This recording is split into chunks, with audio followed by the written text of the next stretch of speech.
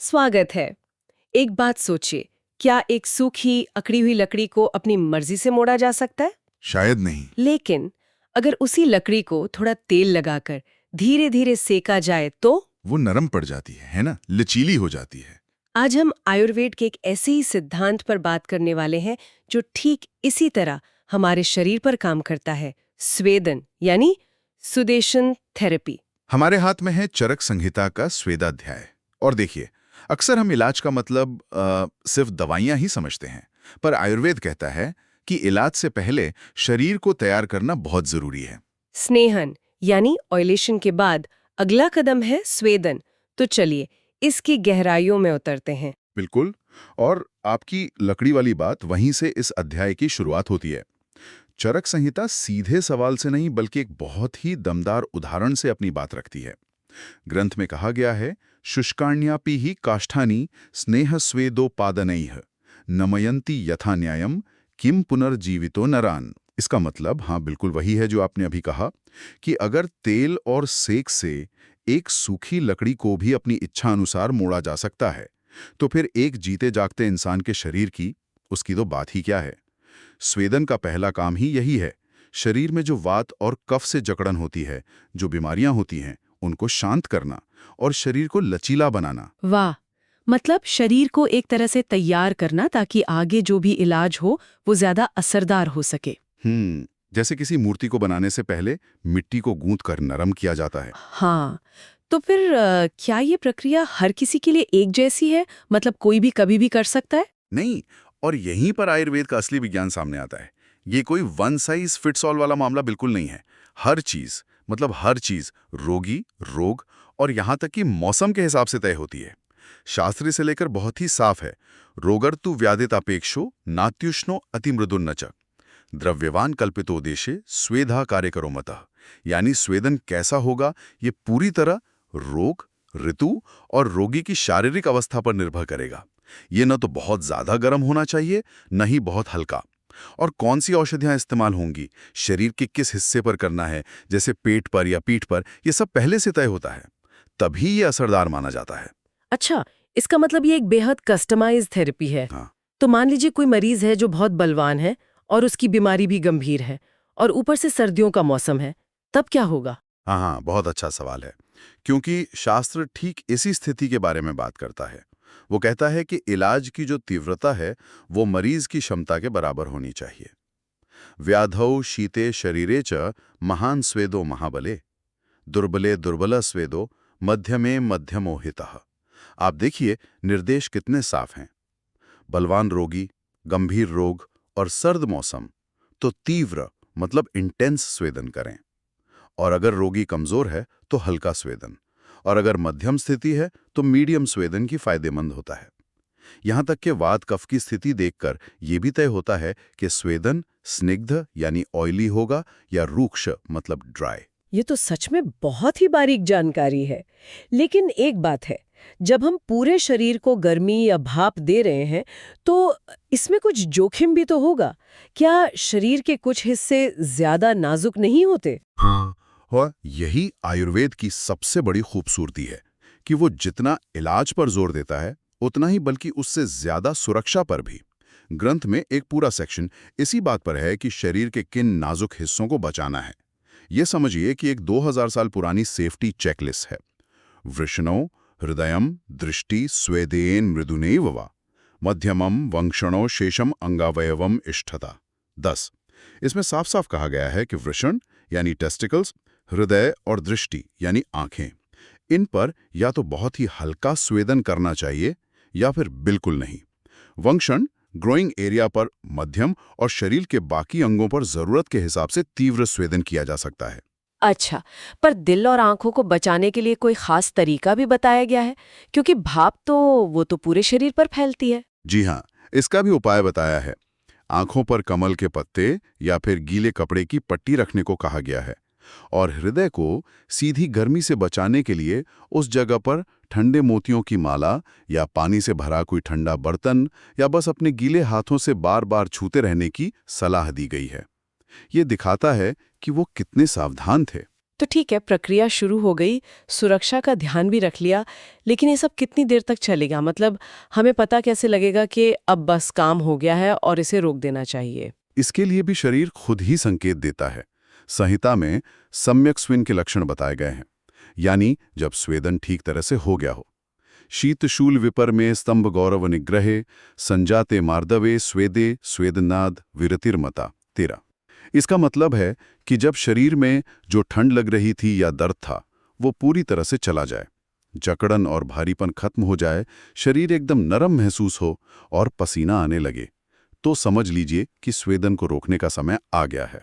और अगर कोई इसे ज्यादा देर तक कर ले तो, जैसे आजकल जिम में लोग ज्यादा देर सोना में बैठ जाते हैं, क्या इसके भी कोई साइड इफेक्ट्स हैं? बिल्कुल हैं, और शास्त्र उन्हें अति सुविंद के लक्षण कहता है। ऐसा करने पर शरीर में पित्त दोष बढ़ जाता है, जिससे चक्कर आना, बहुत ज्यादा थकान होना, जोर की प्यास लगना और शरीर में जलन जैसी समस्याएं हो सकती हैं।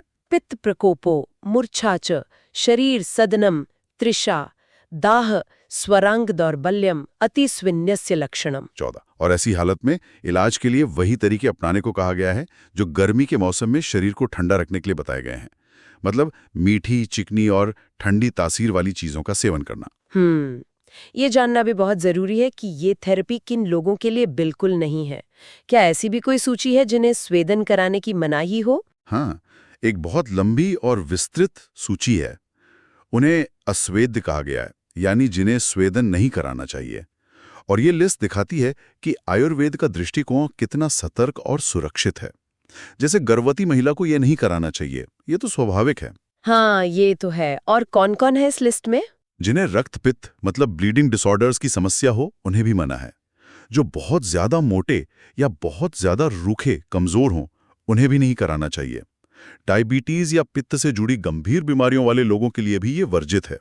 यहां तक कि जो बहुत थके हुए, भूखे, प्यासे या गुस्से में हों, उन्हें भी उस समय स्वेदन से बचने को कहा गया है। पीलिया और पेट के गंभीर रोगों में भी इसकी सख्त मनाही है। अच्छा, अब आते हैं उस हिस्से पर जिसका मुझे सच में इंतजार था। स्वेदन करने के तरीके क्या हैं? मैंने सुना है कि ये सिर्फ स्टीम बाथ नहीं है, इसके तो कई प्रकार हैं। हाँ, ये इसका सबसे दिलचस्प पहलू है। मोटे तौर पे दो हिस्से हैं, साग्नि स्वेद यानी आग का इस्तेमाल करके, और अनाग्नि स्वेद मतलब बिना आग के। और आपको जानकर हैरानी होगी कि अकेले साग्नि स्वेद के ही 13 प्रकार बताए गए हैं। संकरः प्रस्तरो नाड़ी परिशेको वगाहनम जेन्ताकोष्मघना कर्षु कुटिभू कुंभिकै वचा कुपो हुलाका इत्येते स्वेदयन्ति त्रयोदशा। 13 प्रकार सिर्फ आग से? ये तो कमाल है। कुछ के बारे में बताइए जो आज भी इस्तेमाल होते हो या सुनने में बहुत अलग लग रहे हो। जैसे ये नाड़ी स्वेद क्या है? नाड़ी स्वेद आज भी बहुत लोकप्रिय है, खास तौर पर जोड़ों के दर्द के लिए। इसमें क्या है कि एक बर्तन में औषधियों का काढ़ा उबाला जाता है और उसकी भाप को एक नली, एक नाड़ी के जरिए शरीर के सिर्फ उसी हिस्से पर डाला जाता है जहां दर्द या जकड़न है। एक तरह की फोकस्ड स्टीम थेरेपी है ये। और पिंड स्वेद या संकर स्वेद? वो जिसमें पोटली से मसाज करते हैं, वैसा कुछ। बिल्कुल वही। इसमें चावल, तिल, उड़द और कई तरह की औषधियों को एक कपड़े की पोटली में बांधकर उसे गर्म दूध या काढ़े में डुबोकर शरीर की सिकाई और मालिश एक साथ की जाती है।